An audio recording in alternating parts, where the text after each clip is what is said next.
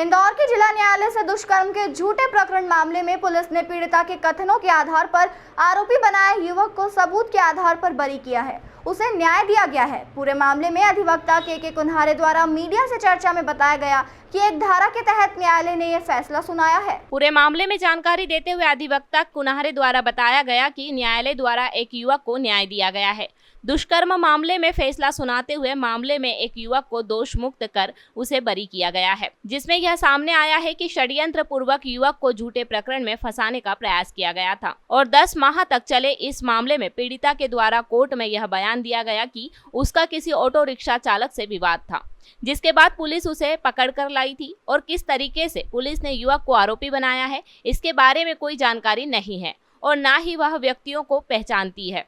इस मामले में युवती के बयान के बाद ही न्यायालय के द्वारा अपनी शक्तियों का इस्तेमाल करते हुए धारा 232 के तहत दोनों ही युवक को दोष मुक्त कर बरी किया है। वहीं अब इस पूरे मामले में बरी हुए युवक के द्वारा युवती, उसकी मां और 2 पुलिस कर्मियों के खिलाफ 1 करोड़ के मानहानि का नोटिस देने की तैयारी कर ली है। ये थाना एरोडम का मामला है। पुलिस थाना एरोडम ने एक एफआईआर दिनांक 7 सितंबर 2023 को लिखी थी, जिसमें पुलिस की जो प्रोसिक्यूशन स्टोरी उसमें पुलिस ने बताया था कि दिनांक 5/9/2023 के दरमियान एक युवती उसकी मां के साथ में मौसा जलेबी कॉलोनी नगर के पास से गुजर रही थी और चूंकि वो युवती के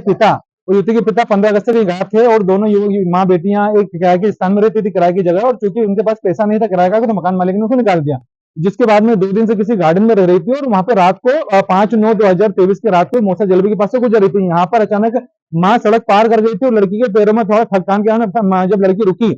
इसी दौरान ही वहां पर एक रिक्शा चालक से लड़की ने लिफ्ट मांगी आगे छोड़ने के लिए, तो रिक्शा चालक को लिफ्ट नहीं दी। उसके बाद एक एक्टिवा सवार आया, उसने उसको चाकू दिखा के चाकू की नोक पर उसका अपहरण करके उसको रेलवे फाटक उमरिया महू के उधर ले गया और उस युवती के साथ में रेप करा। रेप करने के बाद में युवती ने चाय पीने की इच्छा जाहिर करी युवक से, और युवक ने जब उसको चाय पिलाने के लिए महू क्षेत्र के राजपूत ढाबे पे ले गया तो वहां पर युवती ने चिल्ला चोट करके आसपास के लोगों की मदद से युवक को थाना किशनगंज की पुलिस को पकड़वा दिया और वहां पे थाना किशनगंज की पुलिस की सब इंस्पेक्टर ने इसके अंतर्गत जीरो के अंदर कायमी करके मामला थाना एरोडम में भेज दिया। अब चूंकि इसके बाद में फिर थाना एरोडम ने उसमें जांच करी, युवक को गिरफ्तार करा, गिरफ्तार करके जेल भेज दिया, जिसके बाद में लगभग 10 माह चले के सेशन ट्रायल के अंतर्गत कोर्ट में जो प्रथम बार युवती आई और हमारे द्वारा उससे जो प्रश्न उत्तर पूछने की तैयारी की गई,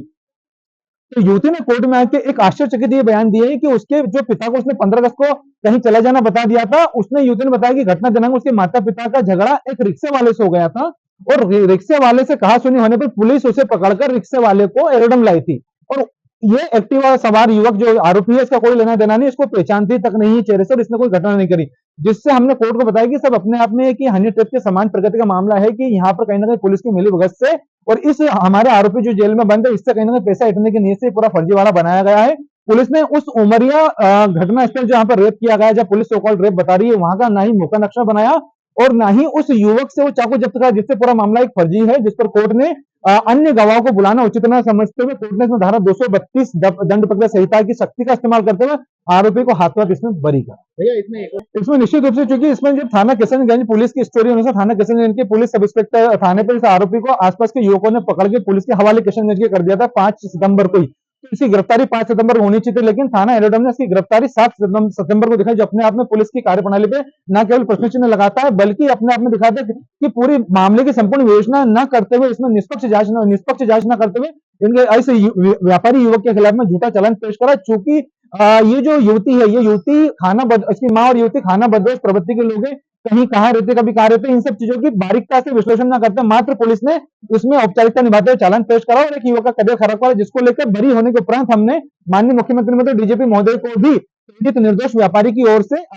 इन जो 2 पुलिसकर्मी sub inspector Bhagavat Jat sub inspector aerodrome के और वहां की जो चौहान मैडम सब इंस्पेक्टर है किशनगंज की, इनके खिलाफ सख्त से कार्रवाई करने की मांग करते हुए इनके खिलाफ 1 करोड़ की मानहानि की कार्रवाई भी आकर रिट पिटीशन के माध्यम से कर रहे थाना प्रभारी को लेकर भी। इसके अंदर चूंकि हम आदरणीय पुलिस कमिश्नर महोदय को भी चूंकि चालान इस थाना प्रभारी महोदय के हस्ताक्षर से पास हुआ है, तो उनको लेकर भी उन्होंने संपूर्ण चालान को विश्लेषण करा है, उसके किस प्रकार से उन्होंने इसके अंतर्गत कार्रवाई को आगे बढ़ाया और चालान को फाइनल कंफर्मेशन उन्होंने दिया, तो उसको लेकर भी हम जो तथ्यात्मक बिंदु है वो पुलिस कमिश्नर महोदय को दिखाएंगे। अपने आप में चूंकि आप देख रहे हैं वर्तमान में शहर इंदौर के अंतर्गत एक नाइट कल्चर जो चल रहा है, जिसके अंतर्गत की नाइट कल्चर में शराब पी के नशा करके युवक युवतियां सड़कों पर लड़ते हैं, कभी मॉल की पार्किंग में लड़ते हैं और जिस पर राहगीर को ना कर परेशान होना पड़ता है और हाथापाई में जब राहगीर उनकी मदद करते हैं तो उल्टा राहगीर को कोई प्रताड़ना का शिकार होना पड़ता है। दूसरी चीजों को हम ये भी देख रहे हैं कि कई युवतियां लिफ्ट मांगने के माध्यम से युवकों को एक सुनसान रास्ते पर ले जाती है और वहां पे उनके साथी उनके साथ में लूट मार करते हैं। अगर वो नहीं देते तो उनको झूठे इसमें के केसों में फंसाते हैं। उसका जीवंत उदाहरण है। तो अब वर्तमान इन चीजों को देखते हुए ये हो गया कि राहगीरों को भी